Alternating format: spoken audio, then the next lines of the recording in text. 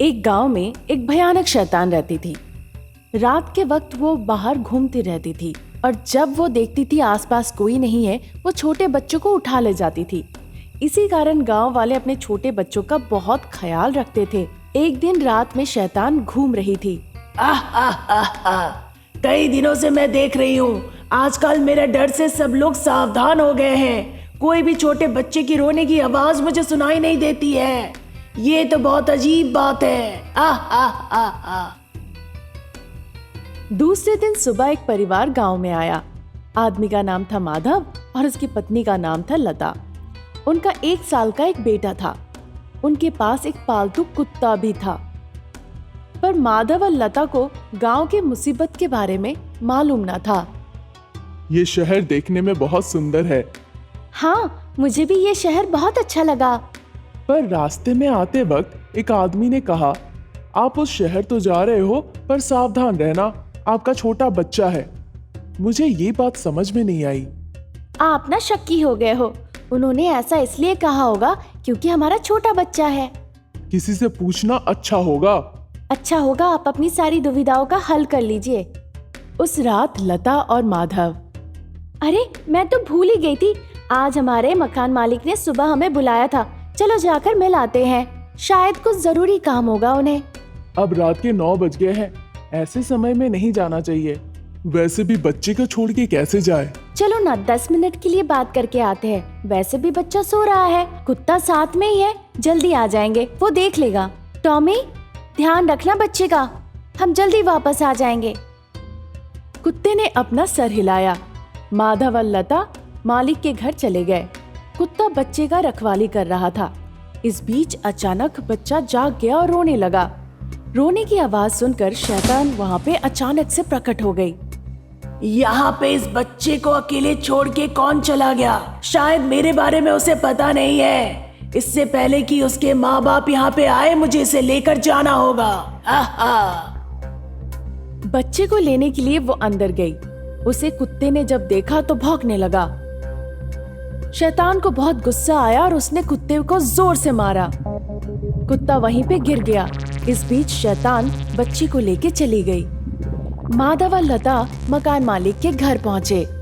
हमने आपको सुबह आने के लिए कहा था। हाँ, कुछ काम आ गया था इसलिए हम नहीं आ पाए, मकान मालिक चिंतित होकर कहे। और आपका बच्चा? बच्चा घर पे सो रहा है। हे भगवान, आपने बहुत बड़ी गलती कर दी। मैंने ये कहने के लिए सुबह बुलाया था। क्या कहने के लिए? इस गांव में एक शैतान रात के वक्त घूमती है और बच्चे को चुरा के ले जाती है अगर घर पे कोई ना हो तो। यही कहने के लिए आपको बुलाया था सुबह घर पे। हे भगवान, मैं अपने बच्चे को घर पे छोड़ के आई हूँ। पता नहीं वो शैतान मेरे बच्चे के साथ क्या कर रही होगी। मुझे बहुत डर लग रहा है। ये सुनकर उसके पति ने कहा, पहले हमें घर जाके देखना चाहिए कि क्या स्थिति है बच्चे के साथ। रुको रुको, मैं भी आता हूँ आपके साथ। हर कोई दौड़ के घर की तरफ भागा। जब वो घर पहुंचे तो देखा कि बच्चा झूले पर नहीं है और कुत्ता भी बेहोश होके पड़ा हुआ है। ये देखने के बाद हर किसी को समझ में आ गया कि शैतान आके बच्चा लेकर चली गई है। हे भगवान, अब मैं किसके लिए जिंदा रहूंगी? शैतान मेरे बच्चे के साथ क्या करेगी? हम यहाँ पर क्यों आए इस गाँव में? वो जोर जोर से रोने लगी। इस बीच मकान मालिक ने कहा, वो शैतान यहीं कहीं होगी, चलो जाके उसे ढूंढते हैं। हर कोई बाहर निकल आया उस बच्चे को ढूंढने के लिए। कुछ देर के बाद वो छोटा कुत्ता भी बाहर निकल आया बच्चे के लिए। शैतान उस छोटे से बालक को लेकर रेलवे स्टेशन की तरफ जा रही थी। एक आदमी ने उस शैतान को उस तरफ जाते हुए देखा और उसके सामने आकर कहने लगा, और कितने बच्चों को वैसे बर्बाद करोगी तुम? ऐसा मैं होने नहीं दूंगा आज। तुम बेकार के मारे जाओगे। मेरा रास्ता छोड़ो, ये तुम्हारे लिए सही नहीं होगा। बिना मतलब का बीच में मत पड़ो। उस इंसान ने बच्चे को शैतान के हाथ से छीन लिया और वो शैतान भी उस बच्चे को छीन के नीचे रख दी। फिर दोनों के बीच में हाथापाई होने लगा। तब तक वो बच्चा 4 पाई में चलता हुआ रेल ट्रैक के पास पहुंच गया। इस चीज को लता, माधव और मकान मालिक ने देख लिया और वो चिल्लाने लगे। शैतान तब तक वहां से अदृश्य हो गई और पेड़ के पीछे छुप गई। सबने देखा बच्चा रेल ट्रैक पे चल रहा है। उन्होंने देखने के बाद ही वो तुरंत उनके पास दौड़ के गए। तब तक एक ट्रेन उसी तरफ आने लगी। ये देखकर सब डर गए और जोर से भागने लगे। ट्रेन बहुत करीब आ गई और तेजी से चलने लगी। हर कोई दौड़ने लगा। इस बीच उनका कुत्ता, जो दूर से देख रहा था दौड़ते हुए, वो जाके कूद के उस बच्चे को अपने मुंह से बाहर ले आया। ये देखकर सब हैरान हो गए खड़े खड़े। जब शैतान ने ये चीज देखी, तुरंत वो वहां से अदृश्य हो गई। लता बच्चे को उठाकर गोद में रोने लगी। क्या होता अगर वो कुत्ता ना बचाता हमारे बच्चे को? ये कर्ज मैं कभी नहीं चुका सकती। इस तरह से कभी मत छोड़ना। भगवान के भरोसे आज हम खतरे के मुंह से निकल आए। सावधान रहना। लता और माधव बहुत दुखी होकर उनके बातें सुनी। अब मैं इस गांव में बिल्कुल नहीं रह सकती हूँ। चलिए हम कहीं और चले जाते हैं। फिर वो उस गांव को छोड़ के हमेशा के लिए चले गए। एक बार एक गांव में लक्ष्मी नाम की एक औरत रहती थी जो फल बेचती थी। ऐसे ही एक दिन वो फल बेच रही होती है। आइए भाई साहब, मेम साहब आइए, ताजा फल है, मीठे आम, सेब, अमरूद, अंगूर, हर फल है यहाँ। पुकारते हुए वो आने जाने वाले लोगों को बुला रही थी। इसी बीच हवा में एक मादा तोता उड़ती हुई आई और लक्ष्मी के सामने आकर गिर पड़ी। अरे ये पक्षी नीचे कैसे गिर गए? क्या हुआ है इसे? वो ये देखने के लिए उसके पास गई। मादा तोता बिना कोई हरकत किए चुपचाप पड़ी रही। लक्ष्मी ने उसे अपने हाथों में ले लिया। ये तो एक मादा तोता है, क्या हो गया इसे? लगता है किसी ने मारा है। उसने अपने फल के ठेले से कुछ पानी लेकर उसकी चोंच में डाला। पानी गले में जाते ही वो उठ गई। लक्ष्मी ने उसे देखा तो उसे सुकून मिला। भगवान तेरा लाख लाख शुक्र है कि तूने इसे बचा लिया। वो मादा तोता समझ गई कि लक्ष्मी ने उसे मरने से बचा लिया है। वो लक्ष्मी से बोली, मैं तुम्हारी बहुत आभारी हूँ। तुमने मुझे पानी पिलाकर मेरी जान बचाई। मैं तुम्हारी मदद कभी नहीं भूलूंगी। जब लक्ष्मी ने उसे इस तरह बोलते सुना, अरे क्या तुम बात कर सकती हो एकदम हम इंसानों की तरह? तुमने बता नहीं सकती कि तुम्हें इस तरह बात करते देख मुझे कितनी खुशी हो रही है। हाँ मैं बोल सकती हूँ। मैं एक बात करने वाली मादा तोता हूँ। इसी बात ने आज मुझे मुसीबत में डाल दिया। कैसी मुसीबत में?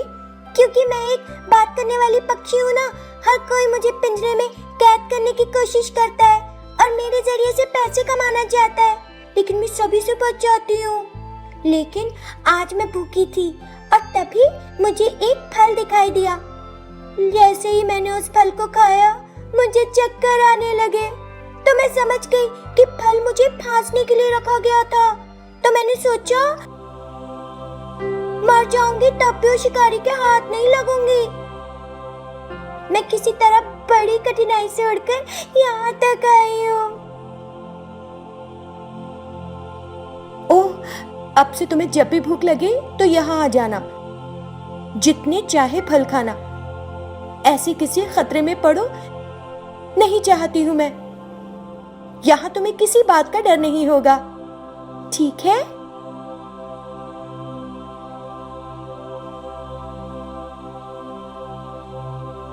तुम कितनी अच्छी हो, मेरे बिना मांगे मुझे खिला रही हो।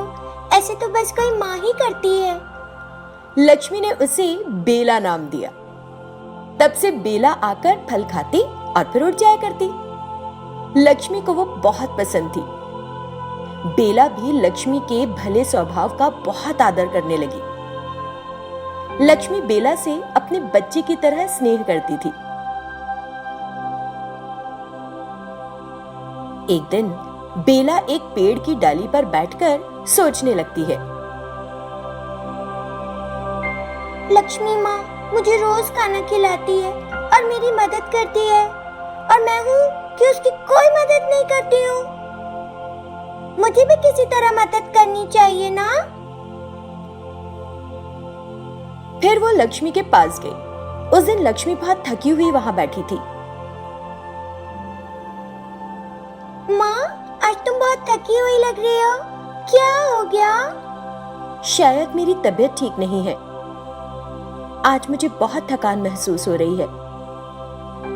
फल भी ठीक से नहीं बिक पा रहे हैं। खैर छोड़ो, तुम क्या खाओगी बताओ? मैं कल तक ठीक हो जाऊंगी, मेरी फिक्र ना करो।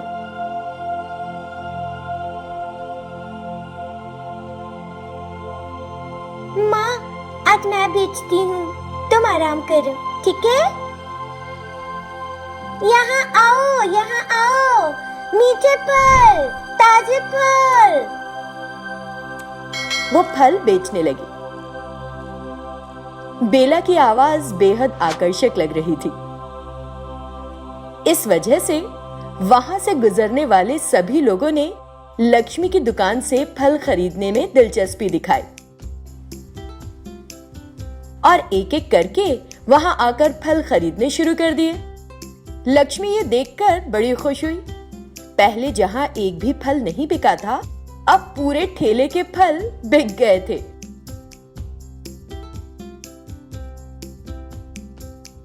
देखो माँ, मैंने सारे फल बेच दिए, देखा ना तुमने? हाँ, आज मैं बहुत खुश हूँ। तुमने मेरी कितनी मदद की। माँ, आपसे ना मैं तुम्हारे साथ ही रहना चाहती हूँ। क्या तुम मुझे अपने घर ले चलोगी? मैं तो तुमसे खुद ही कहने वाली थी कि तुमने ही पूछ लिया। तुम मेरी बच्ची की तरह हो। चलो घर चलो, आओ मेरे साथ। फिर वो दोनों लक्ष्मी के घर जाती हैं। उस दिन से बेला लक्ष्मी के साथ रहने लगी और सभी कामों में उसकी मदद करने लगी। वे दोनों साथ में बड़ी खुश थी।